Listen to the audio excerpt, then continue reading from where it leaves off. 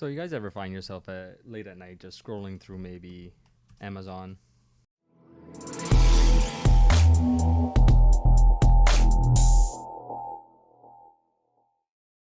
And then you go from Amazon and then you go to AliExpress. And then from AliExpress you go to eBay. And then from eBay maybe you'll check out Rock Auto. I find myself doing this quite often, and there was one night when I was just browsing on my phone while everybody was asleep, and I came across something, and I want to show it to you guys. And the reason I want to show it to you guys is because I think it is a very, very good price. I don't know if the quality is there, but let's go into my account. I'll take an all.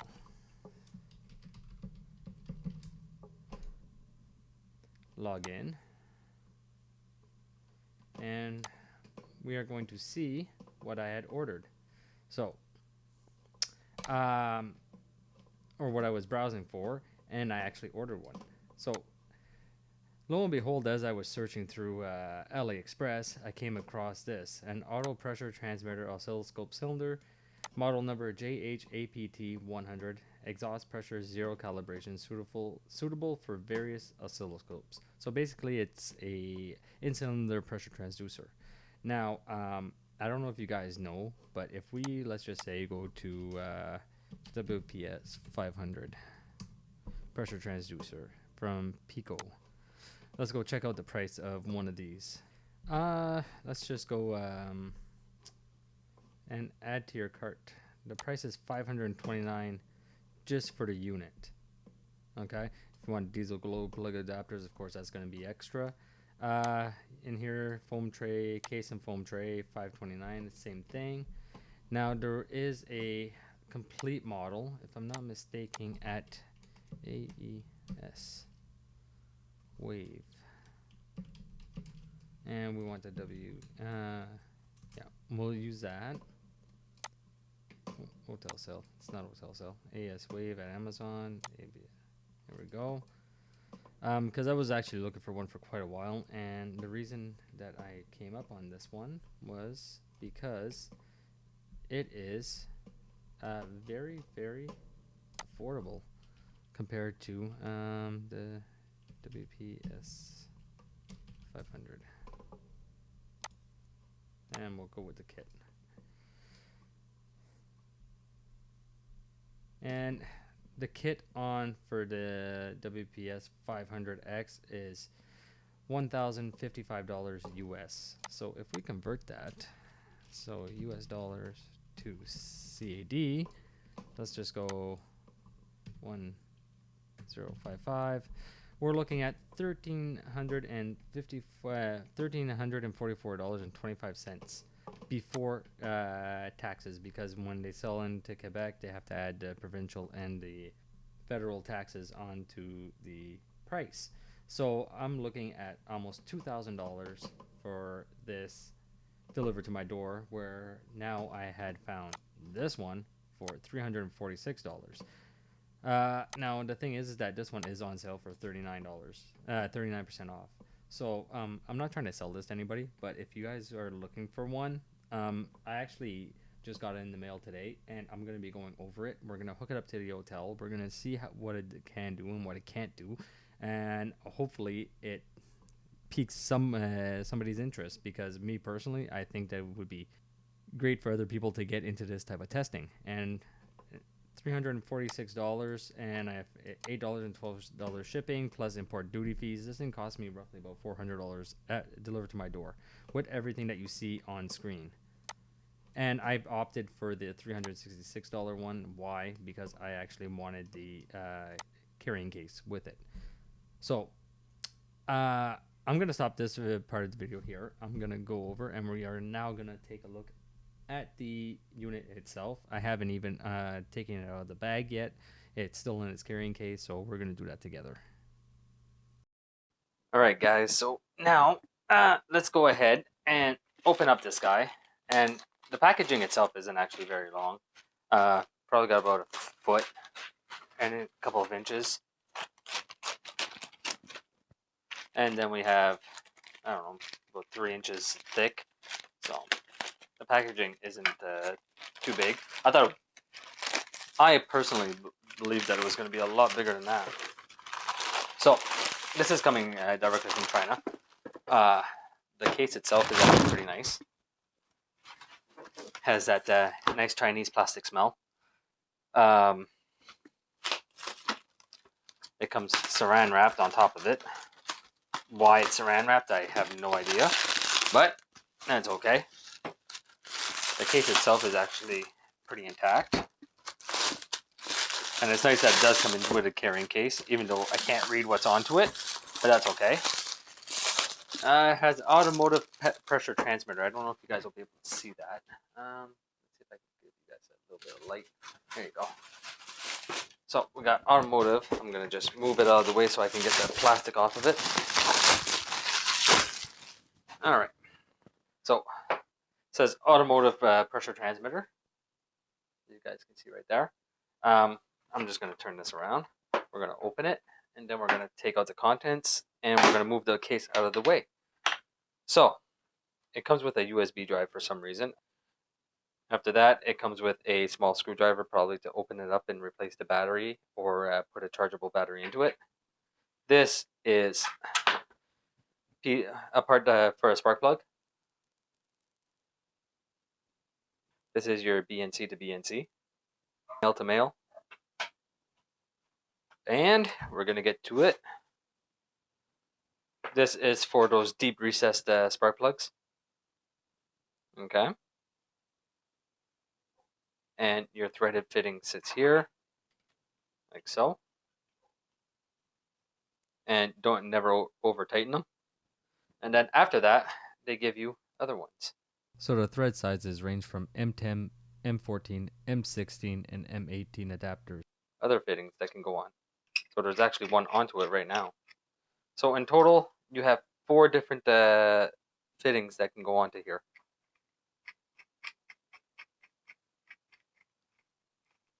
This seems to be an aluminum cast, and these ones seem to be steel. All in all, not too bad. The quality is pretty good. Here is the unit. Pretty beefy. From what I remember, there are 3 settings onto this. I'll have to go through that real quick with you guys. I think it's a max of 300 psi onto this one. And yeah, the screwdriver is going to be to remove this guy. Right here. I was positive that it came with batteries, but it doesn't look like it does. So then we'll open this guy up real quick. We'll see what type of batteries I can put in here. It's a metal case, not a plastic case, which is very nice. And from what I can tell, it takes... It doesn't even say. Does this give me any indication of type of battery? If anybody can read that for me. So, I'm going to have to try see what type of battery that this guy takes. Because I'm pretty sure it's not double A's. So hopefully I'm actually able to use this. I'm pretty sure I can power it up through a 5 volt. So the charger is right here. We'll take and move that out of the way. All the pieces are right there. We'll get to the heart of the unit. I'm pretty sure we'll be able to power it up, so I'm not too worried about that. From what I can tell, we could probably power it up with a USB. So this one will be powered up onto my PC for sure. And all it takes is a 5 volt in, so we'll leave that open. We'll power it up. We'll plug it up. I already got the hotel all hooked up because there's not very much else to look at except for actually looking onto the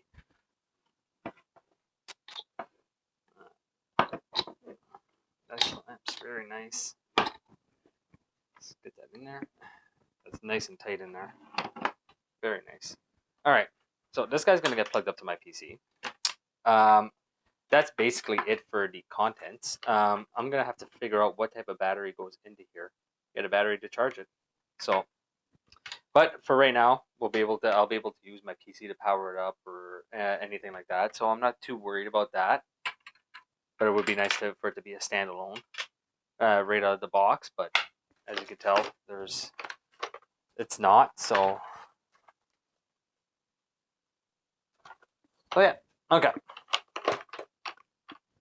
So I'm gonna plug it up, and we're gonna go from there.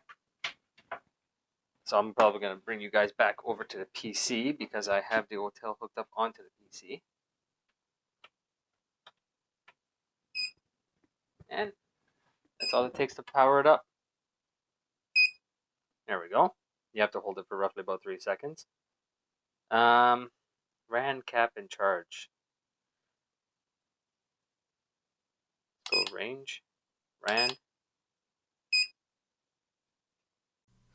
So at this point, the wall charger the PC is only putting out 5 volts, roughly 1 amp. Now that 1 amp is not enough to keep this unit powered up, so it's going through a power up phase, power down phases. So as soon as you ask it to do something more than what the allowed power is allowing it to do, it takes and it turns off. So I'm gonna pause you guys. I'm gonna figure out what is going on with this, so I can actually show you guys this tool, because that's what this whole video is about. And I don't want to deter people from not going to check it out because of a crappy video. So let's see what that does. Okay.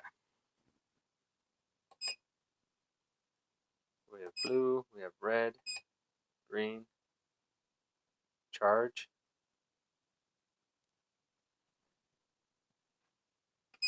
Let's zero it.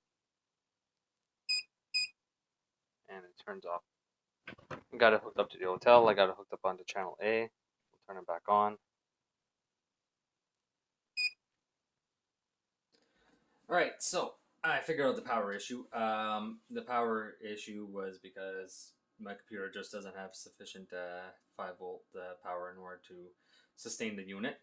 But that's okay. I'm okay with that. I plugged it into the wall for now, and that's what I'm going to be using to show you guys a demonstration onto this. The battery, I went over everything, and the battery does not come with it. If you guys need a battery for it, it is a 18650 lithium ion rechargeable battery. You can find them on Amazon, very, very, very cheap. After that, let's go over what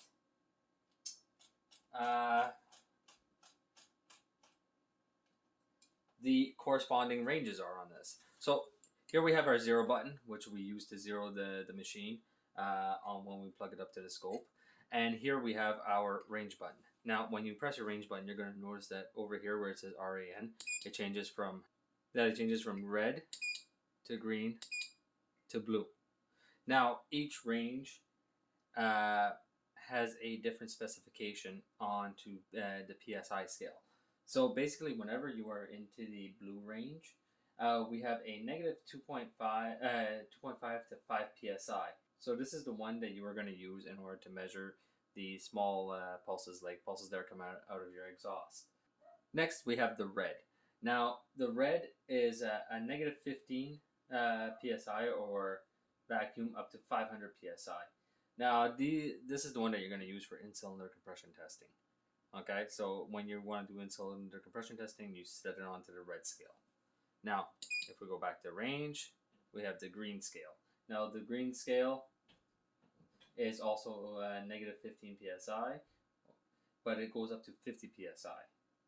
So this is more going to be for your vacuum testing onto your vehicle. So in all, the tool has 3 ranges, which is very similar to the wps500. Does it perform as well? I really don't know. I cannot answer that because I haven't tried it out yet. We're going to give it a quick look onto the MaxiScope, but besides that, I really don't. Until like bring it out to a vehicle, we're not going to know to 100%. The operating temperature for this is also very important. Now, if you guys are working outside, as I do sometimes, it goes from minus 10 degrees Celsius up to 60 degrees Celsius.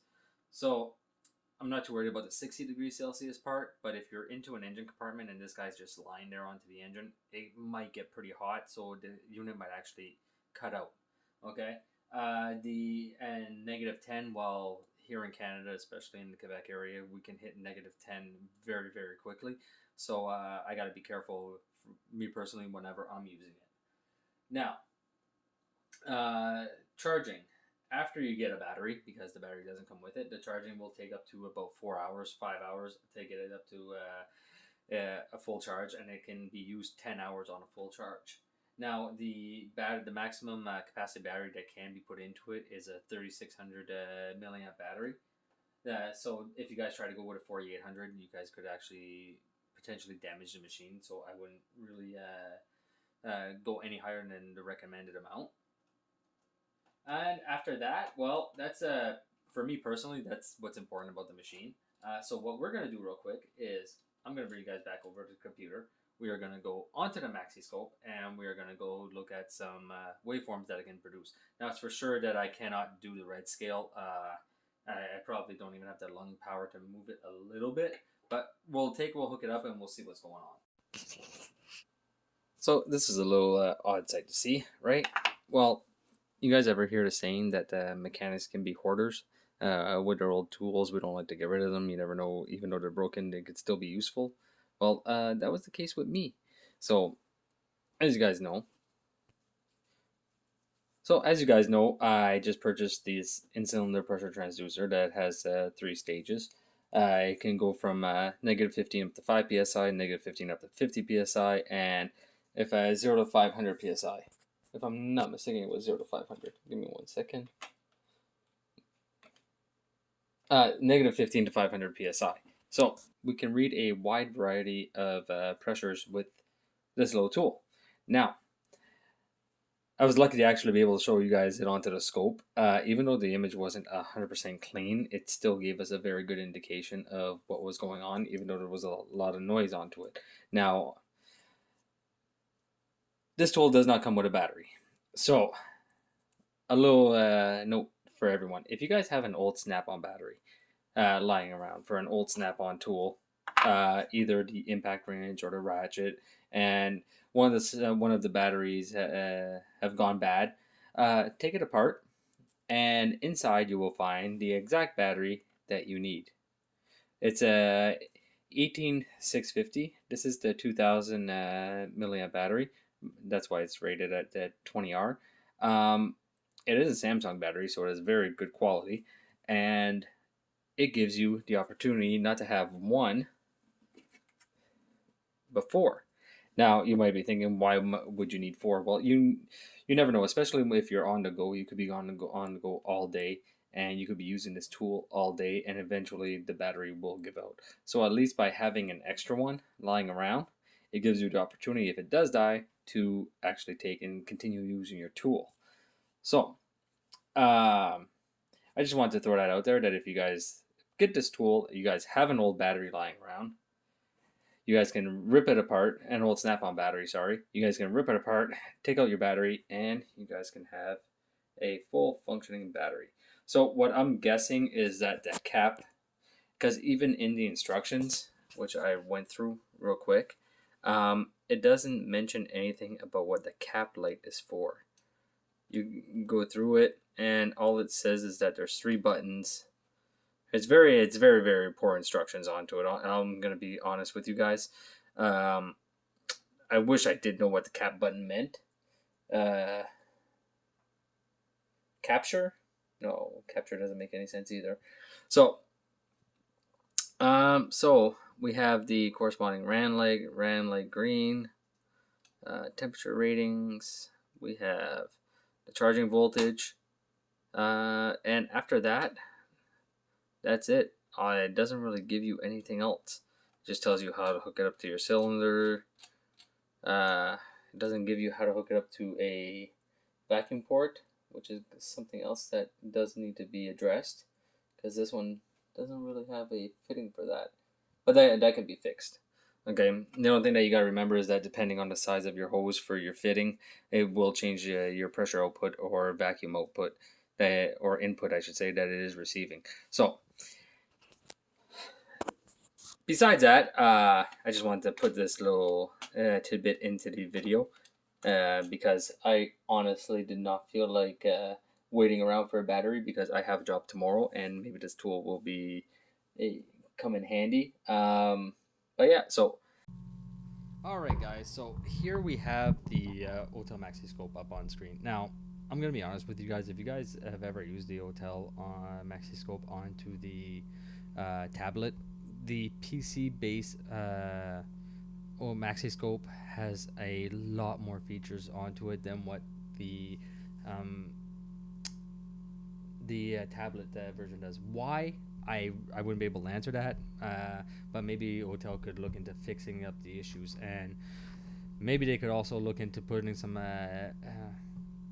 pressure parameters into their modes, because right now when you go up to, let's just say, go to tool, custom probes. Yes, it wasn't custom probes. So in a custom probe setting, they should be able to put the a pressure transducer in here from 0 to 500 psi, let's just say, and they could also put one for a vacuum or a small pulse. They could do that, and it would make the scope 10 times better than what it is right now, just because of those parameters. Now, because they don't have those parameters, it doesn't mean that you can't not use the tool for doing in-cylinder pressure waveforms, or getting vacuum pulses, or getting exhaust pulses. It's just that you're not gonna have the amounts in there, so you won't be able to distinguish how much pressure or how much vacuum is actually being produced by that. But it'll give you a very good indication on if you have an issue compared to the other cylinders. So library, I thought there would be something in there. There's nothing. Like if I put this here, you could create one, but it's not really gonna take and do anything unless you put exactly what it's supposed to be. And I'm no engineer, so I wouldn't be able to tell you. So we're gonna stop that, and what we're gonna do right now is continue this like this. Now, as you can see, the scope is very, very noisy, and that might be from my PC. I wouldn't be able to answer that either, but these scopes are very, very noisy. So what we can do is go to low pass filtering. We could take and activate it on channel 1, and we'll see if we can't get some of that noise out of there. I don't like putting it too high, but sometimes you have no choice. Let's see if we can get a straight line. No. So, as you can tell, there's not very much that I could do about the noise either. Like, the noise might also be coming from the tool. So, it might be the wiring that they sent that's no good, but the wiring that they sent looks very similar to what the Handtech wiring does for the BNC connectors. But, yeah. So, let's get to the pressure testing, because that's what this is supposed to be about. So, I'm going to put the tool.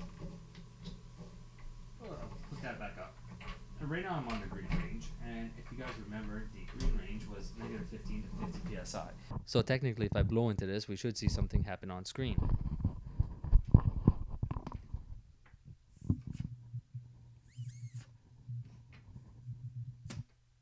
So as you can see, we've seen something happen on screen, which is very, very good. Now I'm just going to change the range. We'll go to the blue. Now the blue was supposed to be, and I cleaned it up a lot. The blue was supposed to be, what was it? It was negative 15 to 5 psi, I think. So as you can see, it's a lot more sensitive. All right, and it holds its waveform as long as there's pressure present. So that's good. I'll try the red, but I really don't think that I am going to be able to do very much with the in-cylinder pressure. All right, so let's go ahead and try see if I can move this within the red scale. Very, very, very minutely moved. And that is in the green. As you can see, it moves a little bit better. And we'll move to blue. And I'm going to freeze that waveform right there, because I want to show you guys something while we're here. So, the Autel actually does have cursors onto it, and you can actually do degrees with it. Okay, so let's just say that we're doing it in cylinder compression waveform, and I need to get my 720. So here we have our 0, and here we have our 360. Let's say that that is perfectly centered onto both. Now, as you can tell right now, it says 0 and 360. If you come over and you double click on this 360, you can delete all that, put 720, and then it adds your 720 for your cursors. Now, if you come and you right click, you go to rulers, you have the capability of putting up to 10 rulers. Okay? Now, typically we want 4. So that'll be 0, 180, 360, 540, 720.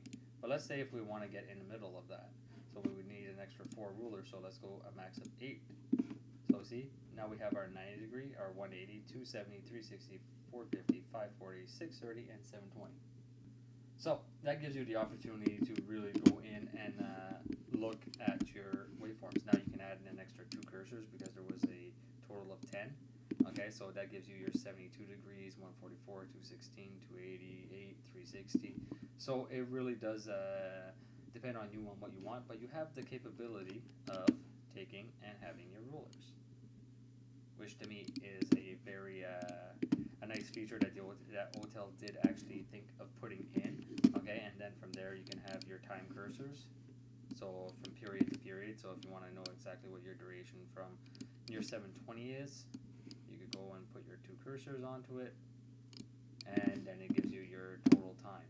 So we have 2.006 seconds, and we have 722 degrees from those 2 points. Now, if you want to take and you want to measure from, let's just say, this point to the 180 mark, it will give you your amount for that. So it tells us that we're at 78 degrees. So the Autel does have the capability of telling you how many degrees that you're off. So just trying to say that the Autel can get you by on in-cylinder pressure transducing. So I hope you guys enjoyed this video. I'm not going to go into too much more detail. It was really just to show you guys a tool that I had found. Honestly, I think I'm going to have a lot of fun with it. Only because of the issues that we have with Kia onto the engines, and also with some personal vehicles around the house, so like the F-150 and stuff like that. So I will leave this video be like that. I hope you guys enjoyed it, and I will see you guys next time.